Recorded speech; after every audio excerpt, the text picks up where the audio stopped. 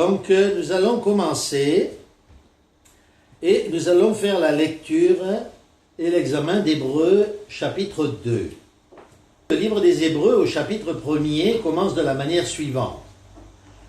Il nous montre que le Christ est le grand prêtre de Dieu, qu'il est le reflet exact de sa gloire et que c'est lui que Dieu a choisi pour le représenter, et parce qu'il est son Fils bien-aimé et qu'il est bien entendu l'image de Dieu. Ce premier chapitre du livre des Hébreux nous montre à quel point Jésus est grand et qui n'a rien à voir avec le grand prêtre d'Israël, par exemple, qui offrait des sacrifices, mais le Christ, lui, a offert sa propre vie en sacrifice. De la même manière, le premier chapitre du livre des Hébreux nous dit que Moïse était fidèle à Dieu. Oui, mais il était fidèle comme quelqu'un qui est serviteur de la maison de Dieu. Tandis que lui, le Christ, il n'est pas serviteur de la maison de Dieu. C'est que pour Moïse, ce n'était que la loi de Moïse.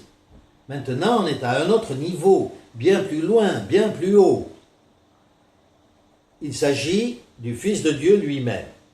Alors, si nous sommes désobéissants à Christ, il est évident que la chose sera bien plus grande et bien plus sérieuse que ce ne fut le cas pour Moïse. Alors reprenons ce verset 2. Si la parole annoncée par des anges a eu son effet, autrement dit, était active, efficace, et pourtant, toute transgression et toute désobéissance ont été punies, eh bien, il est évident que si nous nous désobéissons aujourd'hui, la punition ne sera pas juste pour cette vie, mais pour la vie éternelle. Alors, nous allons continuer notre lecture, verset 5 du chapitre 2. En effet, ce n'est pas à des anges que Dieu a soumis le monde à venir, dont nous parlons. Quelqu'un a rendu quelque part ce témoignage. Qu'est-ce que l'homme, pour que tu te souviennes de lui, ou le Fils de l'homme, pour que tu prennes soin de lui? Tu l'as abaissé un peu de temps au-dessous des anges, tu l'as couronné de gloire et d'honneur, et tu as mis toutes choses sous ses pieds. En effet, en lui soumettant toutes choses, Dieu n'a rien laissé qui ne lui soit soumis. Cependant, nous ne voyons pas encore maintenant que toutes choses lui soient soumises. Et nous arrêtons la lecture ici pour l'instant. Donc, nous dit ici l'apôtre Paul que ce sont des anges qui ont promulgué la loi de Moïse, et que tout cela a été fait par des anges, et que ces Israélites du passé devaient obéir à la loi donnée par des anges. Il nous dit que cette loi était active, elle était efficace, ça fonctionnait. Et donc ceux qui étaient pécheurs contre la loi de Moïse ont été très sévèrement punis. On se rappelle de Dathan et Abiram, on se souvient des Israélites qui ne sont pas entrés en terre promise parce qu'ils ont péri dans le désert. En fait, tous ceux qui ont péché ont reçu une rétribution, ils sont tous morts d'une manière ou d'une autre. Oui, mais si cette loi, qui avait été donnée par des anges, a eu son effet, comme nous le dit le livre que nous venons de lire, à plus forte raison la loi de Dieu, donnée par le Christ lui-même. Si donc nous désobéissons à la loi de Christ, telle qu'elle est consignée dans le Nouveau Testament, alors là, c'est vraiment la catastrophe pour nous. Et c'est pourquoi il nous dit, c'est vrai qu'on a été abaissé au-dessous des anges pendant un temps. C'est ce que nous venons de lire. Dans le livre de la Genèse, il était dit que l'homme devait soumettre la création, soumettre les animaux. Oui, mais comme nous le dit le livre que nous venons de lire, Hébreux au chapitre 8, au chapitre 2, verset 8, on est loin de voir que ce soit le cas, n'est-ce pas? Pour l'instant, on est rabaissé. Pour l'instant, il ne se passe rien. Nous verrons ce que Dieu va faire par la suite. En tout cas, ce que nous dit le livre, c'est que ceux qui n'ont pas écouté la voix des anges ont péri, et que, en conséquence, si nous n'écoutons pas la loi du Christ, nous aussi, nous allons périr. Eux ont péri pour une vie éphémère, nous allons périr pour une vie éternelle.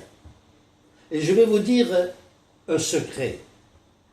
On dit que certains mouvements religieux ont éteint l'âme. L'âme, qui est notre être intérieur, a été supprimée par eux pour devenir ce que nous sommes, un être, une personne entière. On dit que ces mouvements religieux ont éteint le feu de l'enfer. Eh bien, par notre étude de la parole de Dieu, nous sommes obligés de dire que l'âme est bien l'être intérieur, qu'après la mort, cette âme subsiste et qu'elle subsistera. Et nous sommes obligés de dire que la parole de Dieu, la Sainte Bible, elle garde le feu de l'enfer allumé. Oui, il y a bien et bien un enfer. Oui, après la mort, il y a bien des gens qui continueront de vivre en leur âme et qui, pour une période de temps indéterminée, nous n'avons pas de réponse à cette question, mais pour un temps déterminé qui sera pour eux aussi long que l'éternité de toute manière, eh bien, ils seront loin de la face de Dieu.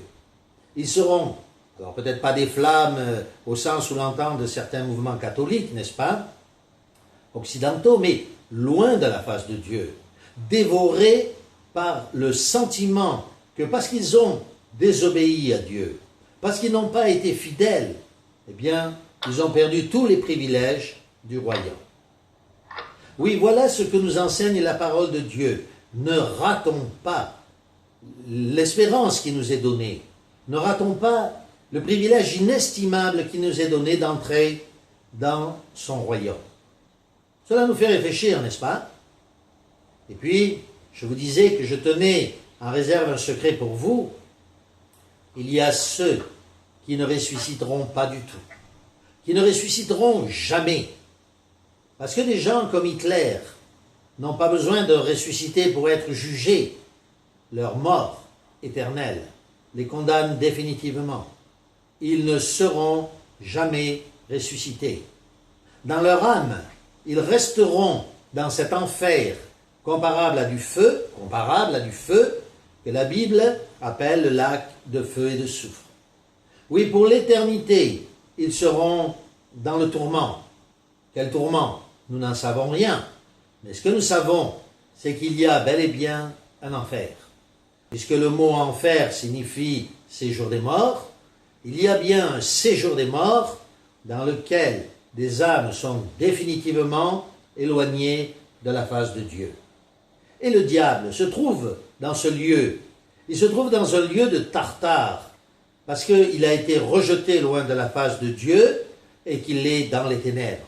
C'est dans ces ténèbres que se trouveront ces âmes, en compagnie du diable, bien entendu, et de ses démons, tant que Dieu aura décidé de continuer cette punition pour eux.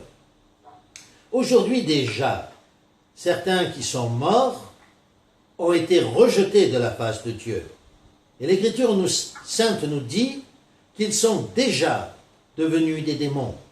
Leur âme tourmente les humains parce qu'ils ont compris qu'ils ne pouvaient plus rien avoir à espérer, qu'ils ont été totalement rejetés par Dieu, et donc c'est dans cet état que maintenant ils viennent, comme des démons, hanter la vie de certains humains.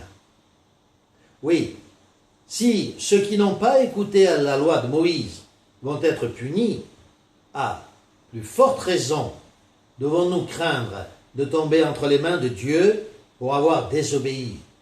D'un côté, la vie éternelle dans le bonheur, l'accès aux cieux, les choses absolument impensables, même pour des humains.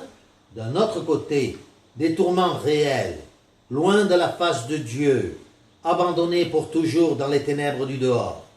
Voilà le choix que nous avons aujourd'hui à faire.